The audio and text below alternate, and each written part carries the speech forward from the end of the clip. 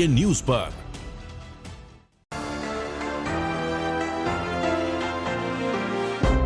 नमस्कार, खबर गांव शहर बुलेटिन में आप सभी का बहुत बहुत स्वागत है। मैं आपके साथ हर्ष चौधरी और आइए बुलेटिन देखते हैं खबर गांव से लेकर शहर तक की हर एक बड़ी खबर फटाफट अंदाज में। मुख्य निर्वाचन अधिकारी हरदेश कुमार ने कहा कि जो गैर कश्मीरी लोग राज्य में रह रहे हैं वो वोटर लिस्ट में अपना शामिल कराकर वोट डाल सकते हैं। इसके लिए उन्हें निवास प्रमाण पत्र देने की जरूरत नहीं होगी।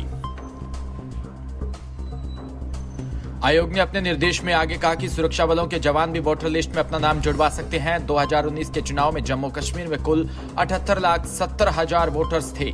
लद्दाख के अलग होने से करीब 76,70,000 वोटर्स हैं।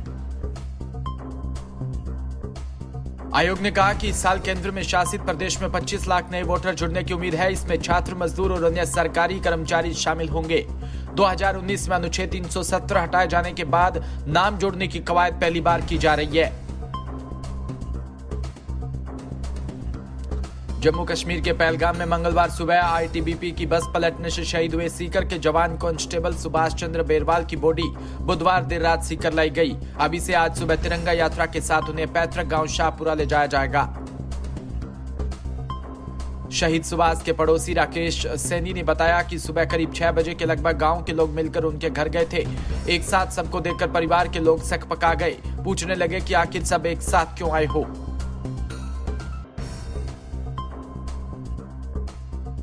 जोधपुर में भीम आर्मी प्रमुख चंद्रशेखर आजाद को करीब 4 घंटे तक पुलिस ने एयरपोर्ट में रोके रखा। लगातार वार्ता की, लेकिन इसके बावजूद पुलिस में विफल रही। हालांकि उसे एयरपोर्ट से निकालने से कुछ देर पहले डीसीपी अमृता दुहान खुद बाहर आई। उन्होंने बयान दिया कि चंद्रशेखर ने हमारी बात मान ली है। उनको अपनी यात्रा में परिवर्तन करने को कहा, जिसे उन्होंने स्वीकार कर लिया। लेकिन इसी दौरान चंद्रशेखर ने बयान दिया कि गहलोत सरकार मुझे बताए कि सब वहां जा सकते हैं तो मैं क्यों नहीं जा सकता। मैं उस परिवार से बिना मिले नहीं जाऊंगा।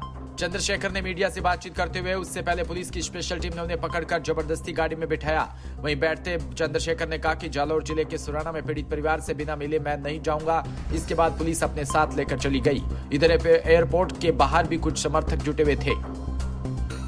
मकराना की तरफ से एसडीएम साहब को इंद्र मेघवाल के साथ हुई घटना के विरोध ज्ञापन दिया, जिसे कॉलेज हॉस्पिटल में director doctor Niyaz, doctor Yasmeen Parveen और प्रिंसिपल इमरान खान, मनवर आलम और अब्दुल हकीम मोहम्मद ने फरहीन आदि मौजूद रहे। उपरोक्त विषय अंतर्गत निवेदन है कि 20 जुलाई को राजस्थान के जालौर जिले के सायला तहसील सुराना गांव में 9 वर्षीय छात्र इंद्र मेघवाल ने अपने प्रधानाध्यापक छेल सिंह की मटकी से पानी पी लिया था, जिससे प्रधानाध्यापक क्रोधित हो गया और इंद्र मेघवाल को भद्दी भद्दी गाली देते हुए उसे बुरी तरह पीटने लगा। प्रधानाध्यापक को कड़ी सजा दिलवाकर पीड़ित परिवार को मुआवजा दिलवाए, ताकि भारत देश में ऐसी घटना न हो और हमारे देश में बिना जातिवाद के आपसी भाईचारा बना रहे।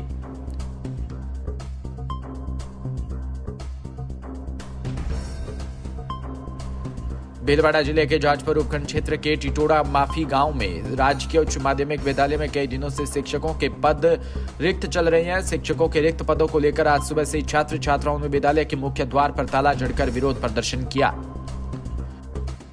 विरोध प्रदर्शन कर रहे छात्र छात्राओं को ग्रामीणों व अध्यापकों ने समझाइश की, परंतु वो अपनी मांग पर अड़े हुए हैं। छात्र छात्राओं का कहना है कि उच्च अधिकारियों के मौके पर आने और जल्द समस्या का समाधान करने पर ही ताला खोलकर विरोध प्रदर्शन समाप्त किया जाएगा।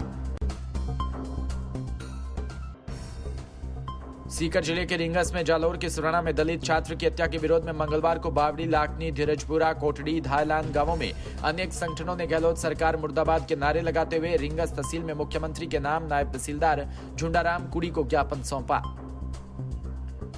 माकपा के मालीराम वर्मा व राष्ट्रीय भ्रष्टाचार निरोधक व अत्याचार विरोधी टाइगर संस्थान के वंशीधर वर्मा ने ज्ञापन देकर छात्र इंद्र कुमार के हत्यारे को फांसी की सजा दिलाने, मृतक छात्र के परिवार को 50 लाख का मुआवजा देने और मृतक के परिवार के 2 सदस्यों को सरकारी नौकरी।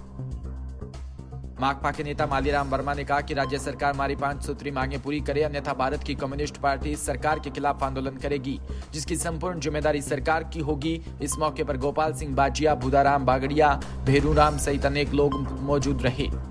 चंदेरी की पंचायत चुनाव के बाद सभी सरपंचों ने पदभार ग्रहण कर शासन के नियमों द्वारा प्रथम ग्राम सभा हुई। मुरादपुर पंचायत इस बार पूरे प्रदेश में चुनाव से चर्चा का विषय बनी है, क्योंकि 7 प्रत्याशियों को हराकर मुकेश रेखवार की ऐतिहासिक विजय हुई थी। ये ऐतिहासिक विजय की वजह मुकेश के बड़े भाई लक्ष्मण रेखवार है। यह साबित हुआ कि जितना लक्ष्मण का वजन है उतना ही लक्ष्मण की जिम्मेदारी है। यह बात जिले भर में चर्चा का विषय बनी, क्योंकि इन चुनाव में इससे पहले हुए चुनाव में लक्ष्मण के कई प्रत्याशियों की ऐतिहासिक विजय हुई है। लक्ष्मण के परिवार से पहला व्यक्ति चुनावी मैदान में आया था। पहली बार ऐतिहासिक विजय हुई क्योंकि लक्ष्मण का परिवार समाज सेवा व धार्मिक कार्यक्रम में सबसे आगे रहता है।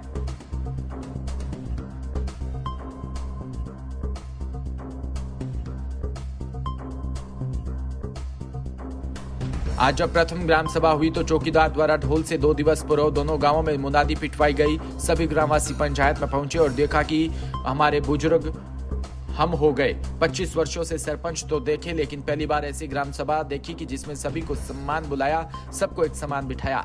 वहीं सबकी समस्याएं सुनी। गांव के सरपंच मुकेश का कहना है कि शासन की सभी योजनाओं का लाभ हर पात्र हितग्राही को मिले, जिससे आवास, राशन, पेंशन आदि गांव के विकास को लेकर चर्चा की गई और गांव में और बेहतर से कैसे बनाया जाए। बहराइच के जनपद में महिमपुरवा क्षेत्र में बसे दलित गांव मंगलपुरवा में भ्रष्टाचार चरम पर है। ग्रामीणों का आरोप है कि प्रधान प्रतिनिधि ने पंचों के साथ मिलकर गांव में विकास कार्यों के नाम पर ग्रामीणों से बड़े पैमाने पर अवैध वसूली की, जबकि गांव में विकास कार्य शून्य है। वहीं गांव में करीब 200 घर है, जिसमें से 10 से 15 लोगों को शौचालय मिला, जबकि 150 से अधिक घरों के लोग आज भी खुले में शौच जाने के लिए मजबूर है, जबकि खुले में शौच जाते समय हिंसक जीवों के हमलों का खतरा बना रहता है। गांव में आधे से ज्यादा परिवार के लोग भूसे छप्पर में अपना गुजारा कर रहे हैं, जिन्हें अब तक आवास की सुविधा नहीं मिली। वहीं ग्रामीणों ने ग्राम प्रधान प्रतिनिधि पर आरोप लगाया कि 5,000 से 10,000 रुपए आवास के नाम पर वसूले गए।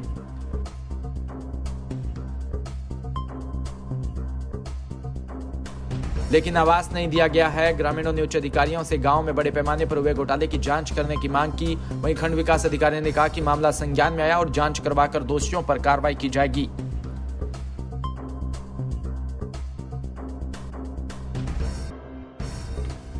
चंदेरी जिले के थाना क्षेत्र में नया बस स्टैंड पर बीती 28 जुलाई को हुए सड़क हादसे में घायल बारूद नामक व्यक्ति ने उपचार के दौरान दम तोड़ने के बाद परिजनों का आरोप है कि जिस वाहन चालक में राहुल चतुर्वेदी ने उसे टक्कर मारी थी, उस घटना के एक दिन पहले वाहन चालक ने मृतक के घर पर आकर धमकी दी थी। दरअसल चंदेरी थाना क्षेत्र के नया बस स्टैंड पर बीती 28 जुलाई को तेज रफ्तार 100 की स्पीड में दौड़ती स्विफ्ट कार ने टक्कर मारी थी, जिससे चाट का ठेला लगाने वाले बारूद नामक व्यक्ति के सर, पैर सहित शरीर में गंभीर चोटें लगी। परिजनों का कहना है कि जब तक चक्का जाम से नहीं उठेंगे, चाहे शव यहीं पर सड़क पर क्यों ना जाए, तब तक आरोपी को सलाखों के पीछे नहीं भेजा जाता। चक्का जाम समाप्त नहीं करेंगे। मौके पर सुरक्षा को देखते हुए भारी संख्या में पुलिस तैनात है। जालौर में दलित छात्र की मौत के प्रकरण को लेकर अशोक गहलोत सरकार को जितना विपक्ष ने नहीं घेरा, उतना तो सरकार के अपने विधायक और मंत्री उसे घेरने में लगे। इस मामले में अब गहलोत सरकार के मंत्री राजेंद्र गुड्डा ने बयान देकर अपने साथी कैबिनेट मंत्री गोविंद राम मेघवाल पर भी सवाल खड़े कर दिए।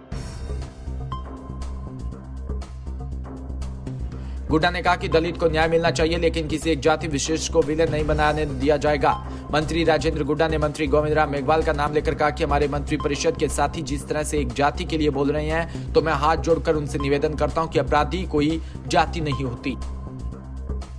फिलहाल इस बुलेटिन में इतना ही और तमाम खबरों के लिए आप जुड़े रहिए हमारे साथ। नमस्कार।